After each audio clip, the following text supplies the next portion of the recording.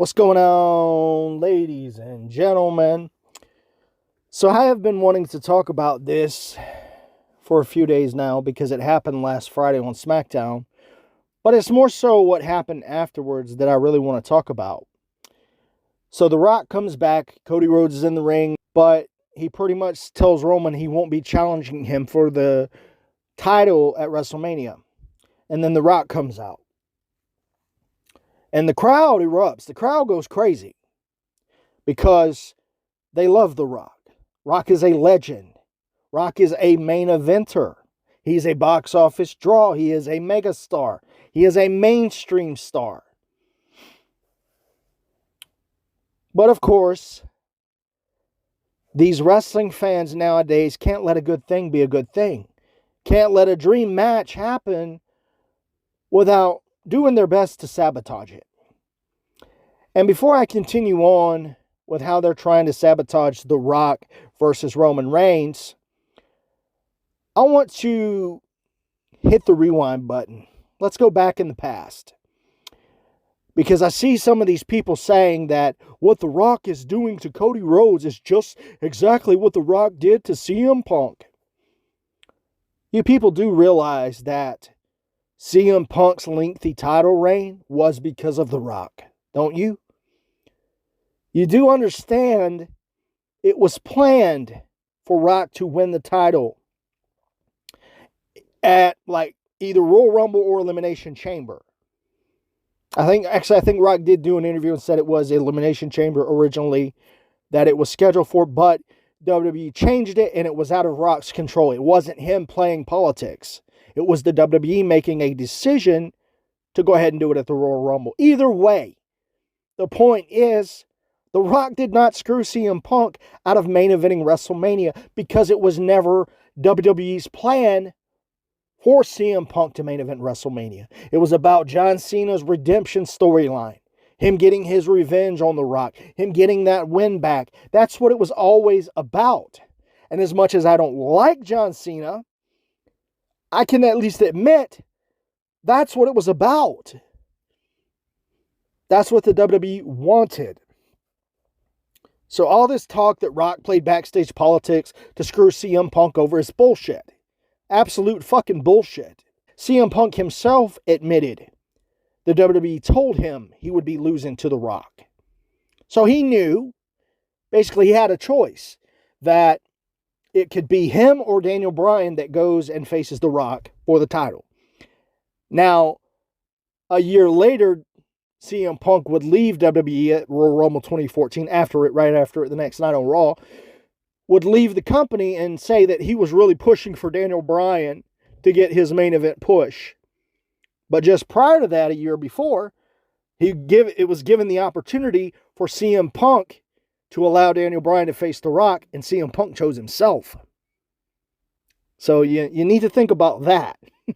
You really need to think about that when you want to start talking about who screwed who over or who took an opportunity from who. That was actually literally CM Punk taking an opportunity from Daniel Bryan. And believe me, there's more to talk about with stuff like this. We're going to get to it though. So anyways, fast forward to that Royal Rumble 2014. Does anybody remember a big name that returned at that Royal Rumble? He returned on Raw a week or two before, but that was Dave Bautista. It was his big return. He was set to win the Royal Rumble, which he did. And the crowd, because it came down to Batista and Roman Reigns, and the crowd started cheering for Roman Reigns, who they would later turn on, because this crowd doesn't know what the fuck they really want. It's all they get caught up in their feelings and, oh, this is how I feel today. It's probably not how I'll feel tomorrow, but it's how I feel today, and I'm going to be a whiny little bitch until I get my way. Well, that time they did get their way. Because even despite Batista winning the Royal Rumble, despite prior to that, him basically losing all of his money, going broke, and finally working his way into Hollywood. So it's a really good story what Batista went through.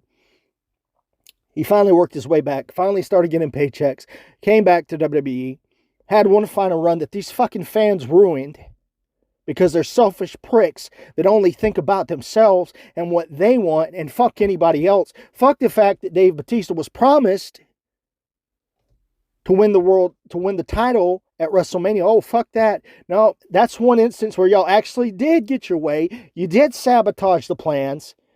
And you fucked Dave Bautista over, a legend of professional wrestling. You fucked him over all for the sake of Daniel Bryan, who got fucking injured and didn't even really get to have a title run that time. So you whined, bitched, pissed, and moaned for nothing. For fucking nothing. Because the guy that you wanted ended up getting injured and having to be out for an extended period of time. There's a lot of us that are sick and tired of you whiny bitches crying until you get your way, because we've seen the history of it. We've lived through it. We also lived through the Attitude Era, where this type of shit didn't really truly happen that very often at all. I do remember there being outrage when Vince had Trish crawling around the ring barking like a dog, but I also know that if you little bitches had been around back then, you'd have had that canceled. And then we wouldn't have got the big pop and the big moment at WrestleMania where Trish turned on Vince. Because you people don't have the patience to see things through. You don't have the patience to let things play out. Because you really don't ever see the bigger picture. And that'll bring me back to this whole thing here with The Rock coming back to face Roman Reigns. All you people want to talk about is Cody Rhodes and his story. Cody Rhodes and his story. It's not fair to Cody Rhodes because Cody Rhodes has worked so hard in his past 2 years. It's Cody that should be able to take the title from Roman. And it's funny that y'all want to talk about hard work. I've not heard anybody else bring this up, so I will. It's funny that y'all want to talk about hard work. But prior to Cody coming back, the bloodline actually got a boost. We're talking back in 2022? Yeah, like through 2022, it was the bloodline when Sami Zayn joined the bloodline and injected a certain entertainment value to the bloodline, where he had Roman cracking up. He had Jimmy and Jey Uso cracking up. And even at some point had Solo cracking up. It was a beautiful thing to watch. It really made the bloodline one of the best factions in a very long time. I think it put them up there. And it had so much interest. And it was so good. And Sami Zayn got to shine through. But he put in a lot of hard work to get to that moment. But what happened? All that hard work that Sami Zayn put into that group and brought so much attention to it. All his hard work, did he get rewarded with a match at WrestleMania like he should have? Why, fuck no. Who came in and interfered in that story? Well, it was your precious Cody Rhodes, now wasn't it? Because WWE booked him to win the Royal Rumble. Now, I wanted Sami Zayn to win the Royal Rumble. Because, again, that was a hot fucking thing they had going. That was WrestleMania worthy. Instead, they end up having it happen at Elimination Chamber, which a lot of you people are saying, well, if WWE does that to Cody Rhodes, it's not fair because it's going to interfere with the story. But yet, that's exactly what Cody Rhodes did to Sami Zayn. And not one of you hypocrites said a word. You didn't say a word, now did you? But when karma comes back to bite your precious little Cody Rhodes in the ass, he's the victim, he's the this, he's the that. It's time to hijack the shows. It's time to throw a little bitch fit. Because that's what you people do. Every single time you don't get your way, you throw your bitch fit. And it doesn't matter if the guy you love did the exact same thing to someone else. Oh, that don't matter. It don't matter. It's Cody's story. And we want to see him do what his father couldn't do. He deserves to win the title. And then here's where you don't see the bigger picture.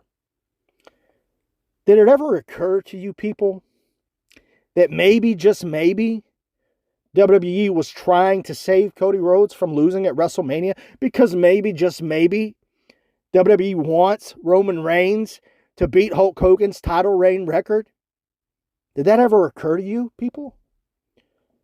You know, by the time WrestleMania 40 ends, it'll be just over 100 days before he breaks Hogan's title record. It'll be on like September 12th, I think, of this year.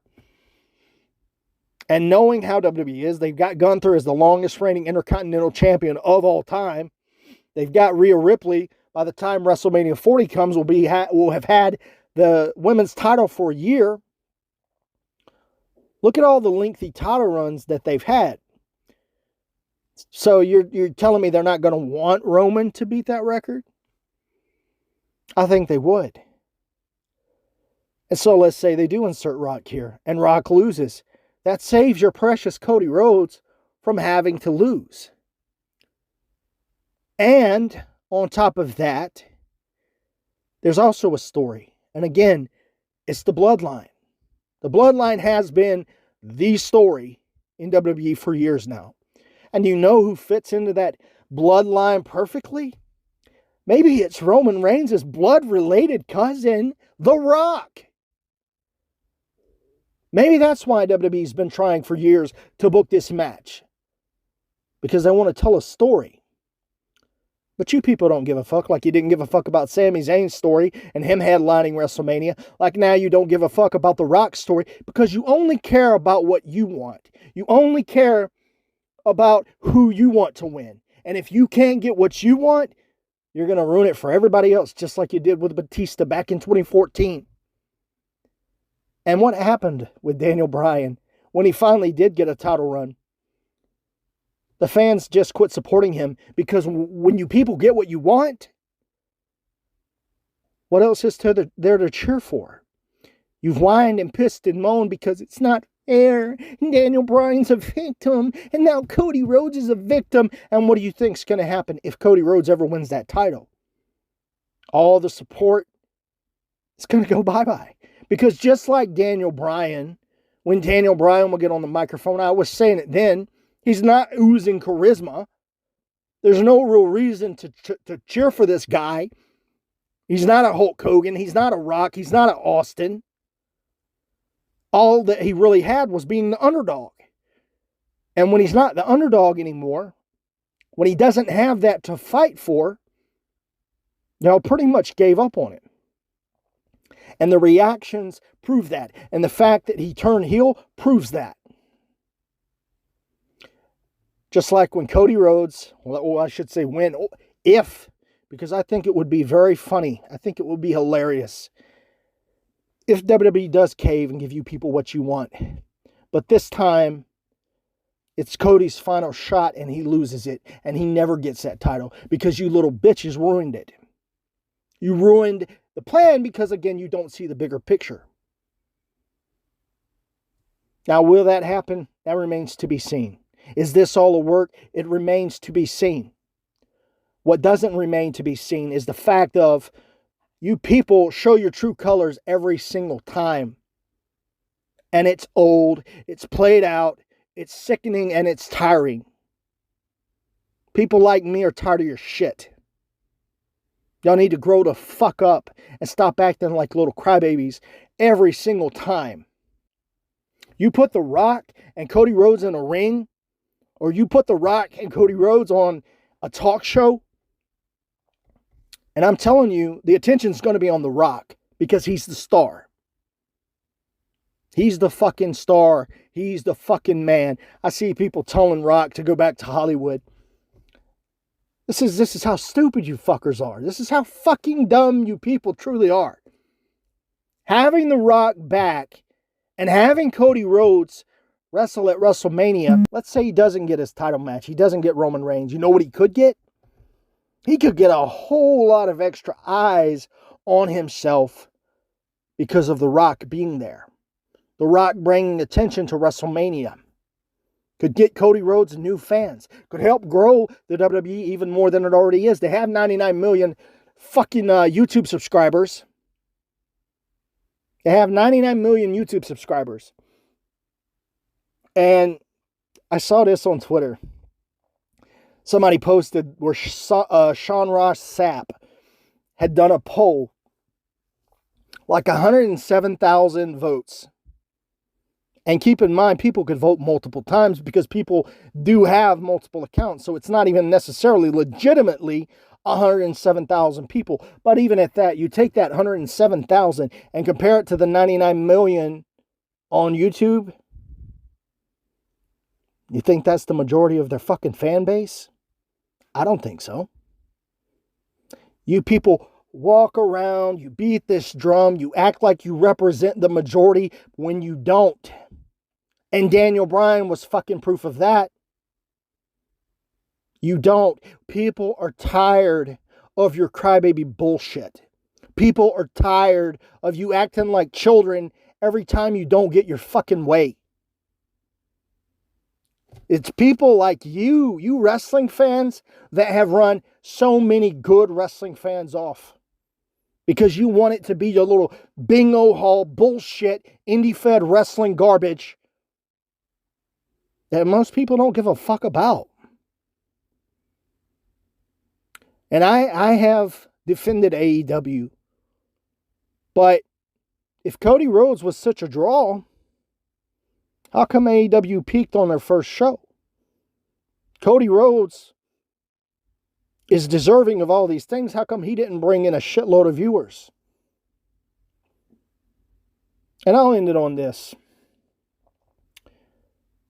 People are accusing The Rock of using his political powers to book himself in a match at WrestleMania with Roman Reigns. And, he's stealing an opportunity from Cody Rhodes, even though Cody Rhodes stole the opportunity from Sami Zayn the year before. But The Rock is he's the next Hulk Hogan. He's Hulk Hogan 2.0, brother. He's a backstage politician. It's funny how so many of you forgot that Cody Rhodes was an EVP in AEW and booked himself as TNT champion. How many opportunities did he take when he did that? Literally booked himself as a champion. Do you have any proof of The Rock ever doing something like that? Hell no. Because I can tell you, as someone that grew up watching The Rock, he was the most over guy in the company at one point. Especially when Austin went down with an injury, The Rock was the guy. And even then, he was putting Triple H over. Even then, he was putting other guys over. He put the Big Show over. And shared the WrestleMania main event when he was the fucking man. Shared it with the Big Show and Mick Foley. The Fatal 4-Way, Triple H, champion, versus The Rock, versus Big Show versus Mick Foley. And Triple H left WrestleMania as the champion. Brock's such a politician. Why didn't he say, no, Vince, I'm your draw? Fuck Triple H. He ain't winning. But he didn't do that. He didn't do that. Because time and time again, that man put over guys that were beneath him on the card. He put the fucking Hurricane over, for crying out loud. A fucking Hurricane. Shane Helms spoke out and said The Rock requested to work with him. So you guys can believe some bullshit story from Dave Meltzer, the biggest bullshitter, the biggest dirt sheet bullshitter there is. Because you didn't get your way and you didn't get what you want. Fuck your way and fuck what you want.